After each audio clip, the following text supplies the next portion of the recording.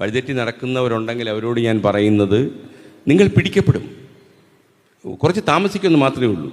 God സീസ് the truth but weights എന്ന് പണ്ട് പറഞ്ഞിട്ടില്ലേ, അതുപോലെ ഇത് ഇത്തിരി താമസിക്കും, പക്ഷേ സംഭവമുണ്ട്.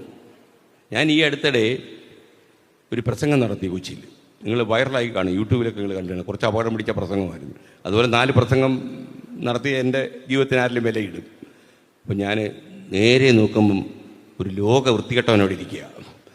ഞാൻ അവനെ ഇങ്ങനെ രൂക്ഷമായിട്ട് നോക്കിയിട്ട് പറഞ്ഞു, ഇന്ന് നീ ചെയ്യുന്നതിന് നാളെ നീ കണക്ക് പറയും.